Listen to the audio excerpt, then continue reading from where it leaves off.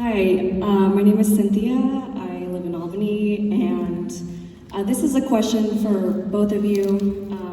Just considering where the Department of Education is at, and just the very scary possibility of it being gone. What impacts do you expect to see in Oregon for students of all ages, and what are you doing to help?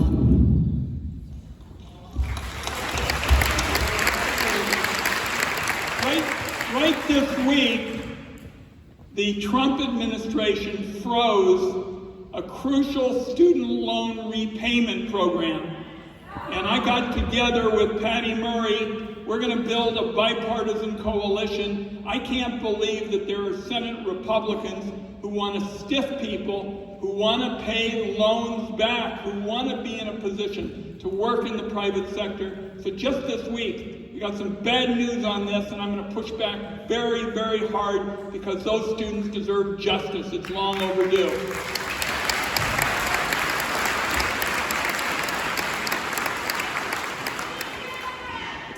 So I will start off by saying I am a team player, but just yesterday, day before, I wrote an op-ed about the Department of Education and Trump wanting to decimate it, and my experience as a mother with the Oregon Department of Education. And let me tell you, I am not happy. I have watched for 2 to 3 years now our students with IEPs, one of mine included, be left behind and their needs not met, both in this state and at the national level. And I am pissed.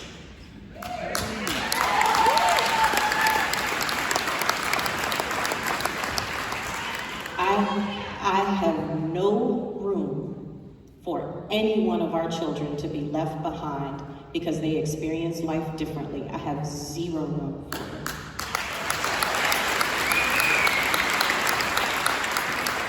And not to get too personal, but I want to get personal real fast here.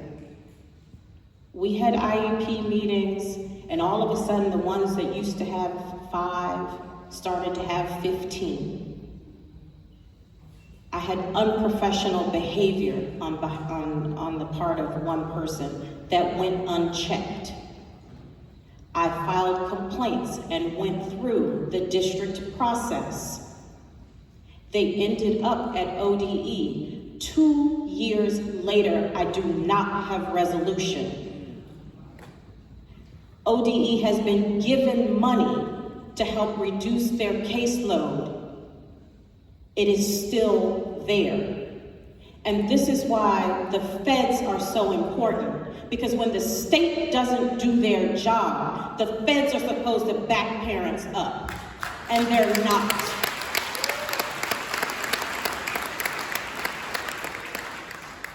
So I have no room for decimating at the federal level what is supposed to protect us when there are failures at the state level.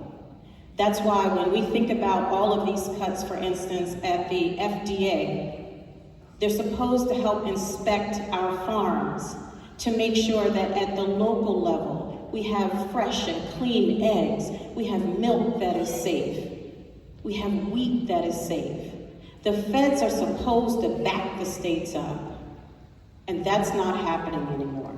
So there are real consequences. To go back to your education question, so whether it's student loans, whether it's kids experiencing disabilities, whether it's Title I schools or schools that need additional supports because they experience poverty, all of those things we are relying on our federal government to do. And President Trump and Elon Musk pulling back on those is a failure of our federal government. And that is how I feel.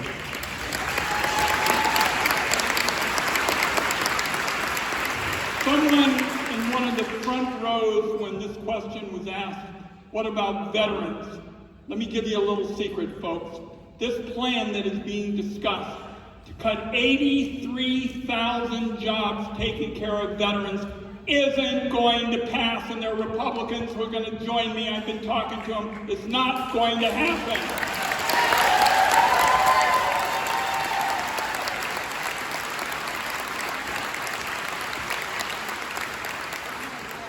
Ticket 0 up front, 18, what's your number, sir?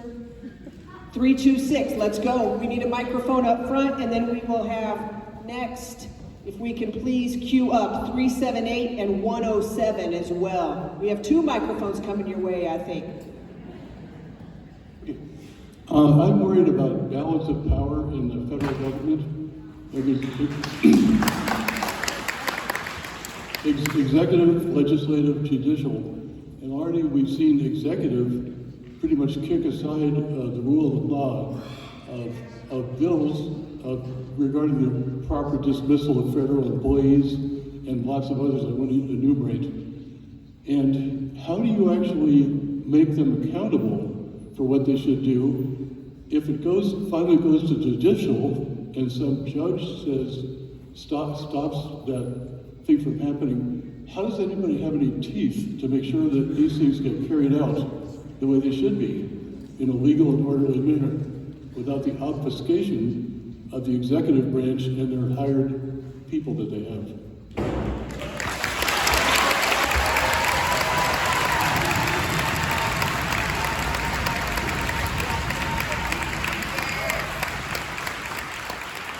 So the question was, how do we manage the balance of power?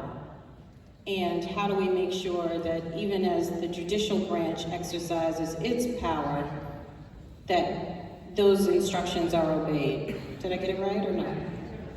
He's nodding no. Try again. The microphone. I personally, I just think it's important for everyone to be able to hear, so forgive me.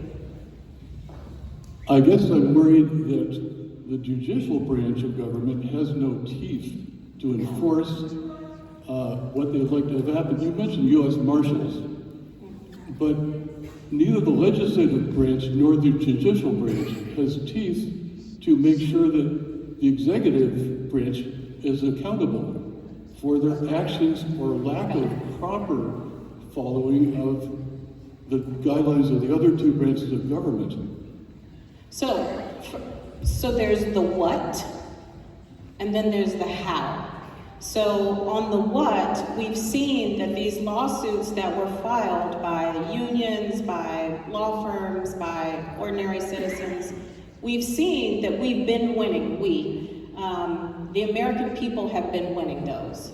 Every day it comes back that there's some sort of injunction or there's some sort of direction from a judge to say, give these people their jobs back, or this is not legal. The how is where we're getting stuck, and that's the tough part right now. So for the joint address, where Trump addressed the Senate and the House, I brought Liz Crandall. Liz is from Deschutes County. She is a forest ranger. She helps with wildfire fighting services, as well as making sure that our visitors are safe. Liz came as one of the fired employees from the U.S. Forest Service. And what was important was that she could look in his eyes, and theoretically he could look in hers. And she could say, this is harming our community. What you've done to me, aside from the personal part of like ripping out the carpet from under a young worker, you've hurt our community. But what's really interesting, we touched base with her, I think it was Thursday, and we were, excited that they were told they were going to get their jobs back. What she said was, they have no idea how to reach us. They don't have our email addresses. They don't really have our phone numbers. Getting back to work is going to be really difficult. Oh, wow. So that to me is the challenge, less so than Trump and Musk not obeying. It's the rewinding and re-putting everything back together. And I think they know that, and that's why it's been this slash and burn. The point you're making essentially speaks to what the vote was all about this week. we basically said we aren't going to give more cookies to a bully, someone who just keeps taking our power and takes our power. Now, this was not an easy call. I mean, people had differences of opinion, but I think you're going to see, and it's why I described my schedule. My schedule is to get up every day, and I listed those 6 or 7 areas, and push back with every ounce of my strength to protect Congress's power of the purse. The power of the purse is a key part of what you're talking about. And Trump's trying to rip it up. And the Congresswoman and I voted this past week to say we weren't going to let Trump govern by slush fund. That's what he's trying to do. It's just he can do any damn thing he wants, and he'll have a slush fund.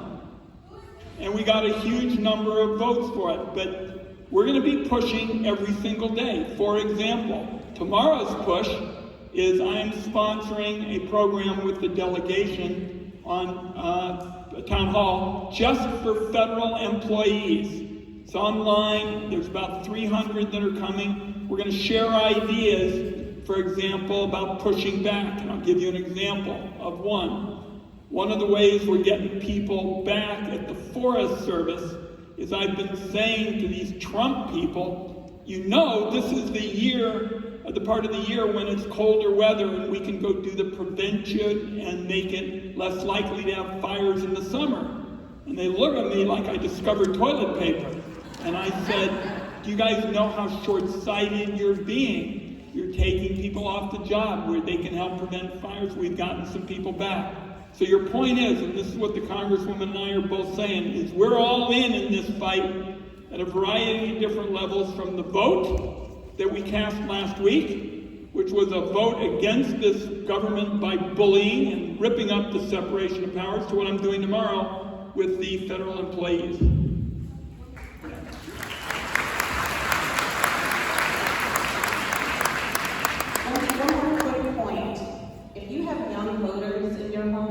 You need to talk to them about what numbers look like.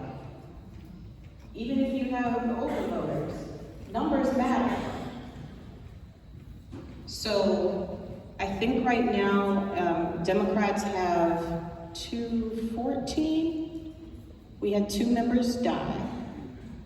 And those members won't be replaced for some time through special election. And I think Republicans have 217, is that right? 217, something like that. So when you're thinking about if you're a partisan voter, and if you ever want to be a candidate, you have to think about the numbers and how those numbers play out and what types of checks and balances you want to see in your government. So right now, the checks and balances exist within the Republican Party, primarily. It doesn't mean that Democrats lay down. It doesn't mean that at all. But it means the bulk of the power to make very quick change is with the Republicans. And so if you're a Republican in this room and you don't like what you see, you should speak up. Okay. I heard that. So that is also why, and I see someone that has a heart for Elon. What I think is really important, and that, hey, time out. It is really important for us to listen to one another. This is a purple district. This is a purple district. What does that mean? It's like 1/3 Democrats, 1/3 Republicans, 1/3 people who are non-affiliated. If ever there were a beacon of hope in this country, it is Oregon's 5th congressional district.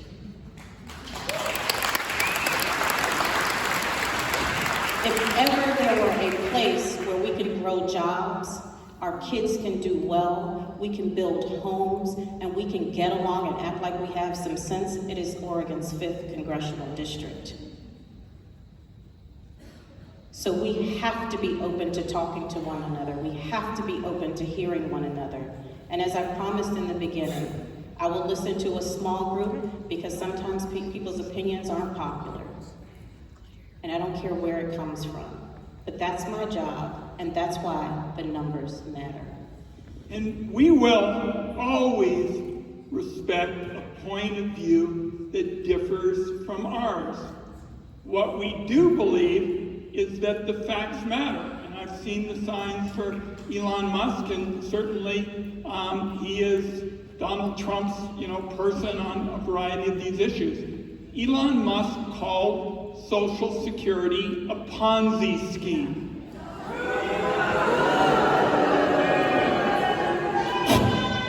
These are not my words, they're his.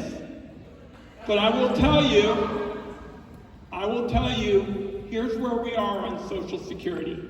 And Madam Moderator, if I can just take 30 seconds, I can do it very quickly. What I'm concerned about on Social Security is what we're seeing is this administration begin to hollow out the government functions, laying people off. The technology isn't getting taken care of. They've had these old computers and the like. The history is when you hollow a program out and take away those kind of key functions that have been performed by government and start handing them to private contractors, you are on your way, and I'm going to use this word deliberately, to privatizing Social Security, and it's not going to happen on my watch, period.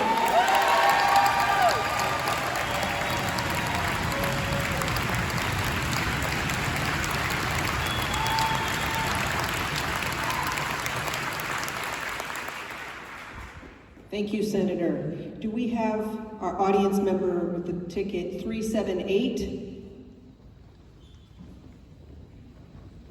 Okay. If not, we see 378? Okay, if not, we will then ask for 107 to be followed by 323 and 474. Do we have audience member 107, please? Okay. Can we make sure we bring a microphone? Okay, staff are en route, thank you.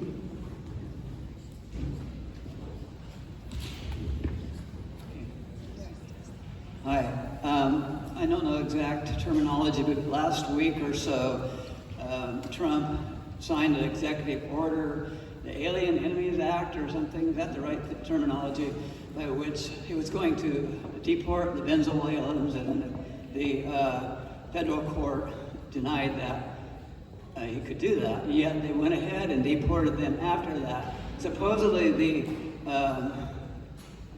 marshals will be called in to take care of stuff, but what's really going to happen, and what do we do if that doesn't take place?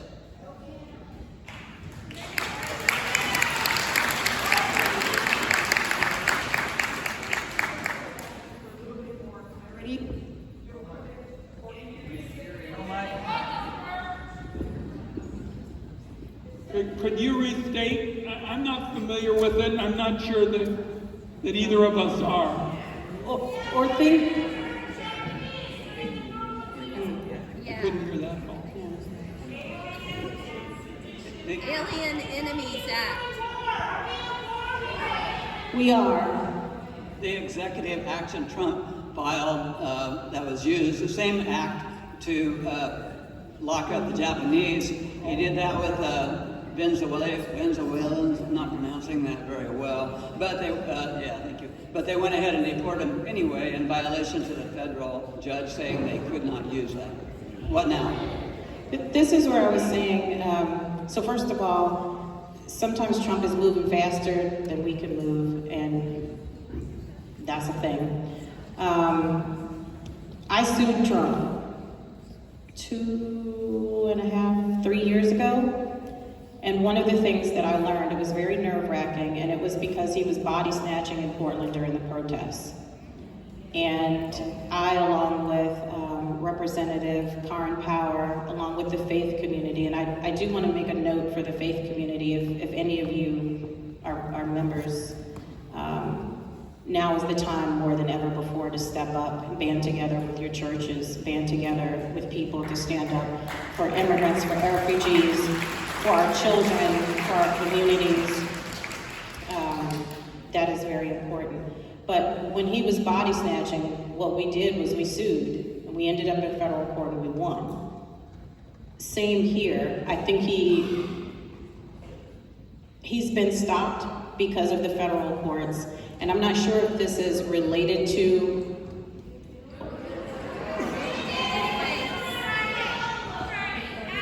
okay.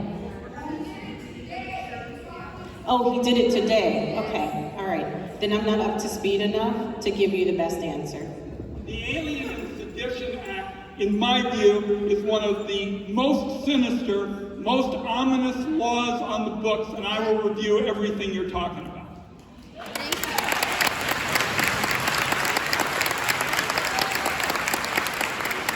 We are looking then for number 323, please, followed by 474. Can I have 323? Make yourself known so staff can bring you a microphone.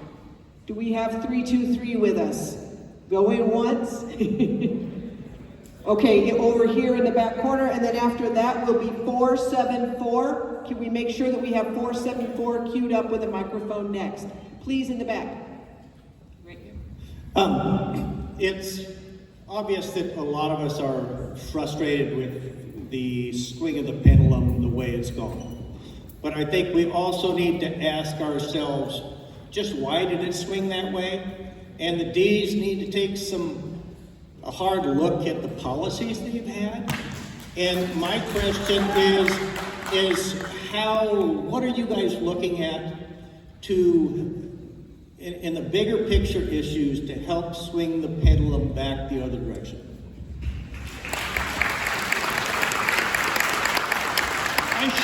Where's our speaker? Over in the corner? I share your view, and I think that it was a combination of issues. First and foremost, anytime you overlook these issues that people talk about in their kitchen and living room, you're on your way to trouble. And the Congresswoman and I put most of our focus on those issues where the second word is bill. It might be medical bill, it might be rent bill, it might be gas bill, but we've got to deliver. And by the way, we now have a terrific opportunity. Remember how in the campaign, Donald Trump went into a grocery store and he said, I'll be back here and I'm going to lower grocery prices? Anybody remember that? It took 1 week before he walked it back. So we've got some opportunities. Second, I believe the cultural issues are enormously important and need to be handled in a very different way. I was the first United States Senator to support marriage equality.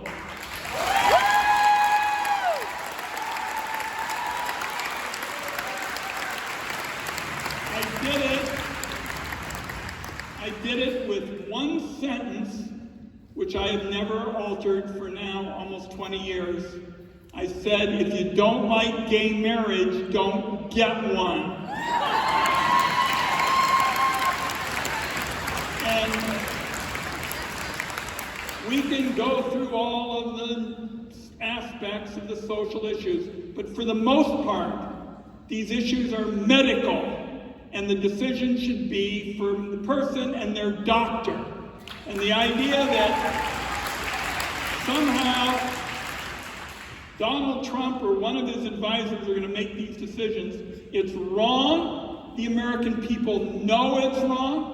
So in terms of economics and cultural issues, those are two areas, sir, where I think there needs to be a very different approach, and it's one that I'm filing as the Democrats' guy on the tax committee.